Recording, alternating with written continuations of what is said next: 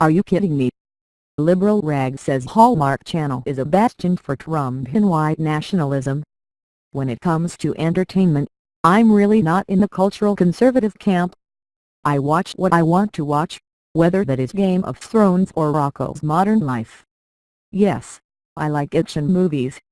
Yes, I like bloody horror films. Yes, the bloodier and gorier, the better in that category. Around Christmas time, yes, I will confess I sometimes watch a Hallmark Christmas movie. They're cheesy. All aspects about it are too good to be true, but to get into the season and to take a break from my usual viewing of graphic violence, I've seen worse. Apparently, though, it's very problematic because everyone is white, there are no feminists, no Muslims, and the male leads have white nationalist haircuts, whatever that means. It's your typical contrarian drivel from Slate, a Washington Post-affiliated site. Oh, and the areas with the strongest viewership are in states where Trump won. I smell collusion. I smell propaganda, right? No, I actually don't, because I'm not a progressive. But the analysis is quite entertaining. Emphasis mine at a rally in November 2015, Donald Trump heralded, "If I become president, we're all going to be saying Merry Christmas again." That I can't tell you.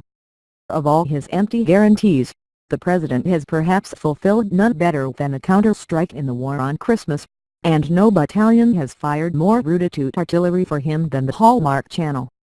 In 2017, the network is premiering 21 original Christmas movies, up from 20 last year. 42 hours of sugary, sexist, preposterously plotted, plot hole festooned, belligerently traditional, ecstatically Caucasian cheers.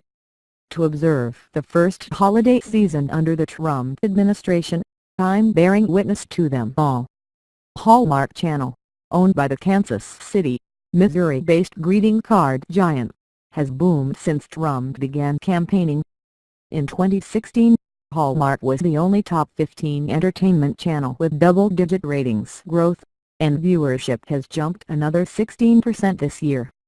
Meanwhile, Hallmark's Christmas programming, which this year began before Halloween, generates more than 30% of its annual ad revenue and has helped Hallmark become the season's highest-rated cable network among women ages 25 to 54.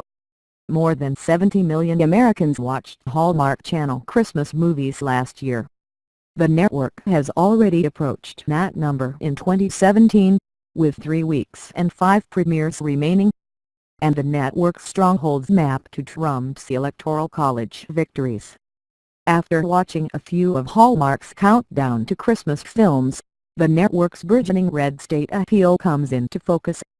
As much as these movies offer giddy, predictable escapes from Trumpian chaos, they all depict a fantasy world in which America has been made great again. Real and fictional heartland small towns with names such as Evergreen and Cookie Jar are as thriving as their own small businesses, and even a high school art teacher played by Trump supporter and the face of Hallmark, Candace Cameron Bure, can afford a lavishly renovated colonial home. They brim with white heterosexuals who exclusively, emphatically, and endlessly bellow Merry Christmas to every lumberjack and labradoodle they pass. They're centered on beauty pageant heroines and strong-jawed heroes with white nationalist haircuts. There are occasional sightings of Christmas sweater-wearing black people, but they exist only to cheer on the dreams of the white leads, and everyone on Trump's naughty list, Muslims, gay people, feminists, has never crossed the snow-capped green screen mountains to taint these quaint Christmas villages. Santa just is white seems to be etched into every Hallmark movie's town seal.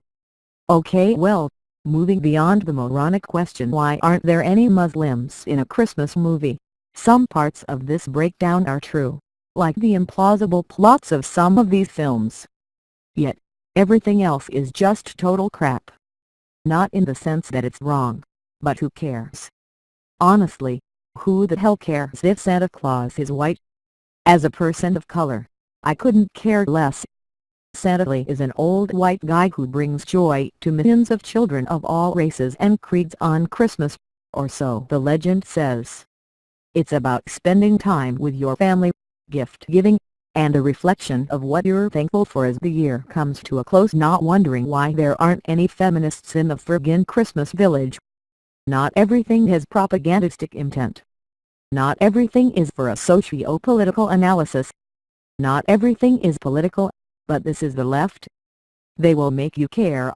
They will ruin your Christmas to talk about white privilege and other nonsense. And they will break you and beat you until you submit, until everyone is on their side of the arc of history and as equally miserable as they are in life.